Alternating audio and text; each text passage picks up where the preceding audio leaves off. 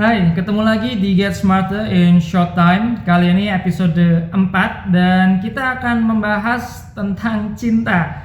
Sebuah buku yang luar biasa fenomenal karya Dr. Gary Chapman yang berjudul The 5 Love Languages, The Secret to Love That Lasts, yang artinya adalah 5 bahasa cinta, rahasia bagaimana membangun cinta yang bertahan lama atau cinta abadi.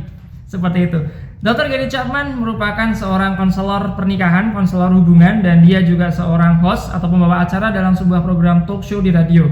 Dr. Chapman memiliki latar belakang pendidikan yang cukup beragam. Jadi S1-nya adalah antropologi, kemudian S2-nya religious education, pendidikan keagamaan, dan S3-nya adalah adult education atau pendidikan dewasa. Buku 5 Love Languages ini bertujuan untuk membantu setiap orang dalam membina hubungan dengan pasangannya. Bagaimana supaya kita ini mampu untuk menyampaikan perasaan cinta kita dan diterima baik oleh pasangan kita. Kenapa? Karena kadang-kadang ada orang yang sudah berupaya menyampaikan atau memberikan segala sesuatu yang dia miliki kepada pasangannya, tetapi ternyata pasangannya belum juga merasa dicintai. Kenapa? Karena menurut Dr. Chapman, bahasa cinta itu sebagaimana bahasa verbal atau bahasa komunikasi kita. Misalnya saya harus menyampaikan, harus berkomunikasi dengan seseorang yang berasal dari luar negeri, katakan mungkin Cina, mungkin Inggris, mungkin Arab, dan saya memaksa untuk tetap menggunakan bahasa Indonesia kepada mereka.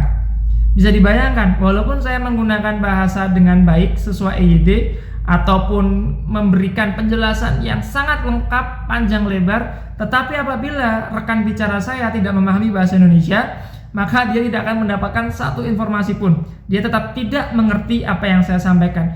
Demikian juga dengan cinta. Apabila kita menggunakan bahasa cinta yang tidak sesuai dengan bahasa cinta pasangan kita, maka jangan heran ketika pasangan kita masih merasa belum dicintai. Oleh karena itu penting bagi kita untuk bisa mengetahui 5 bahasa cinta menurut Dr. Gary Chapman. Yang pertama adalah word of affirmation. Bahasa cinta pertama, word of affirmation.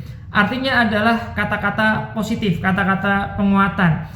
Orang-orang yang memiliki preferensi bahasa cinta word of affirmation akan merasa sangat dicintai ketika pasangannya sering memberikan kata-kata puitis buat dia, sering memberikan kalimat-kalimat yang romantis, sering merayu, sering memberikan gombalan kepada pasangannya, maka pasangan ini akan merasa sangat dicintai.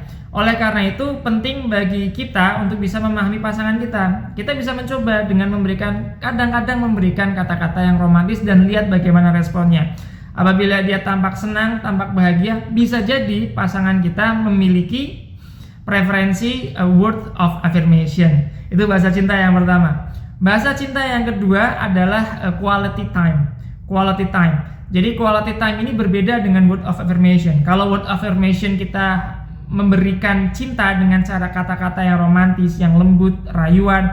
Kalau quality time kita memberikan cinta dengan menyerahkan waktu kita yang berharga untuk dia. Jadi kita menjadikan dia sebagai prioritas dibandingkan semua kegiatan-kegiatan kita.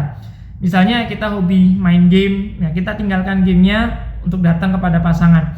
Atau ada meeting penting, ada rapat penting, ada kegiatan penting, tiba-tiba pasangan kita memanggil membutuhkan kita. Maka ketika kita memilih pasangan kita, itu adalah bahasa cinta quality time. Kenapa? Karena pasangan kita merasa berpikir bahwa kita telah menjadikan dia sebagai prioritas, mengalahkan semua kegiatan kita yang penting-penting itu. Ini yang bahasa cinta kedua, quality time. Bahasa cinta ketiga adalah receiving gift atau menerima hadiah. Ini mungkin bahasa cinta sebagian besar orang, sebagian besar pasangan. Ketika kita ingin supaya dia memahami bagaimana perasaan cinta kita yang begitu tinggi, maka cara kita adalah dengan memberikan dia hadiah. Memberikan dia hadiah. Kalau kita bicara memberi hadiah, bukan maksudnya adalah materialistik atau mengutamakan materi, benda mewah, barang harga yang tinggi, bukan. Tetapi lebih kepada niatan kita, kesediaan kita, niat kita untuk bisa memberikan sesuatu buat pasangan kita. Walaupun mungkin sederhana, walaupun mungkin tidak branded, tidak bermerek yang terkenal, tetapi ketika pasangan kita menerima sesuatu dari kita, maka dia akan merasa sangat dicintai. karena dia merasa dianggap ada dan berharga bagi kita, sehingga kita bersedia untuk memberikan dia sesuatu, baik itu hadiah, baik itu oleh-oleh atau apapun itu namanya. Nah, ini yang bahasa cinta yang ketiga, yaitu receiving gift, menerima hadiah. Sementara bahasa cinta yang keempat adalah act of service. Act of service ini terjemahan bebasnya adalah kita membantu pasangan kita. Jadi pasangan kita akan sangat merasa dicintai, akan merasa sangat diapresiasi, akan memberikan penghargaan kepada kita ketika kita bisa membantu pasangan kita melakukan kegiatan dia.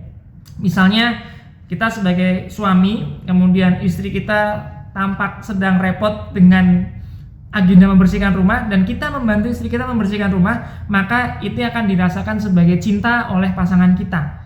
Jadi cinta menurut pasangan kita dengan preferensi act of service adalah ketika kita bersedia untuk membantu kegiatan-kegiatan dia, apapun itu, sesederhana apapun itu. Tapi kita mau include, mau terlibat, mau memberikan bantuan, maka ini akan sangat dihargai oleh pasangan kita. Kemudian yang kelima adalah physical touch, sentuhan fisik. Jadi ada memang tadi kalau kita bandingkan dengan yang pertama, word of affirmation, ada yang dengan dirayu, disampaikan kata-kata puitis, dia merasa dicintai. Tetapi juga ada tipikal yang physical touch, yang perlu diberikan tidak hanya masalah kata-kata, mungkin dia tidak terlalu peduli dengan kata-kata kita seperti apa, tetapi yang paling penting adalah bagaimana kita bisa menyentuh dia. Misalnya dengan pegangan tangan, bergandengan, memeluk, merangkul, dan sentuhan-sentuhan yang lain. Bahkan minimalnya adalah ketika fisik kita hadir di sisi dia. Jadi kita ada secara fisik di sisi dia. Ini adalah termasuk dengan physical touch. Oleh karena itu, Chapman mengatakan bahwa kita harus bisa memahami bahasa cinta dari pasangan kita untuk bisa membuat dia merasakan cinta yang kita miliki. Kalau kita menggunakan bahasa cinta yang salah, maka bisa jadi justru kita sudah berusaha semaksimal mungkin menyatakan cinta, tetapi dia tidak merasakan dicintai. Nah, ini hal yang cukup bermasalah dalam sebuah hubungan. Dan Chapman juga mengatakan bahwa intinya adalah tidak masalah ketika kita dan pasangan kita memiliki bahasa cinta yang berbeda, karena itu dinamikanya.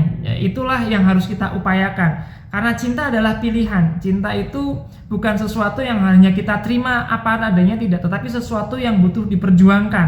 Salah satu cara memperjuangkannya adalah dalam menyatakan cinta kita dengan memahami bahasa cinta yang dimiliki oleh pasangan kita. Jadi kalau saya bilang memang ini konsepnya sederhana, bahasa cinta itu sederhana, tapi aplikasinya yang luar biasa. Aplikasinya yang membutuhkan kita kemauan keras, tekad yang bulat untuk mencoba memahami pasangan kita dalam bahasa cinta yang mana dia paling sesuai.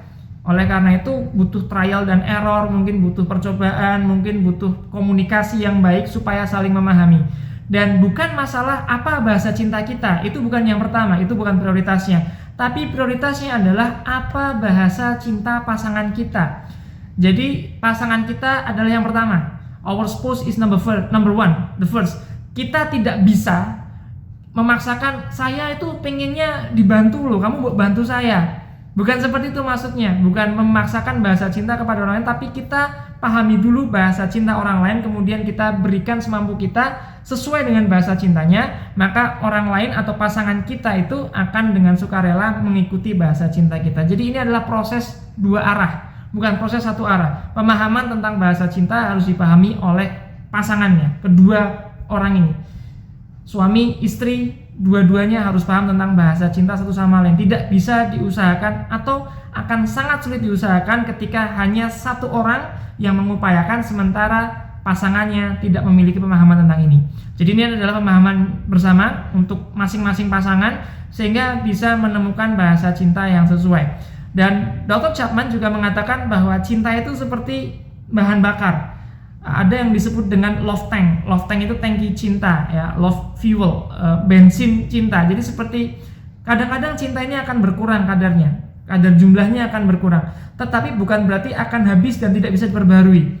Cinta bisa diisi lagi, tangki cinta itu bisa diisi lagi. Dengan cara apa? Dengan cara berbuat sesuatu, mengusahakan cinta itu muncul kembali. Jadi cinta adalah pilihan. Cinta bukan sesuatu yang diterima apa adanya, bukan dipasrahkan begitu saja, tetapi cinta adalah sesuatu hal yang perlu dipupuk, perlu ditumbuhkan, perlu dipelihara, dirawat dengan baik. Salah satu caranya adalah dengan berinteraksi bersama pasangan kita menggunakan bahasa cinta yang sesuai. Mudah-mudahan yang sedikit ini bermanfaat untuk kita semua, dan saksikan juga video-video saya yang lainnya. Tetap di Get Smarter in Short Time. Thank you.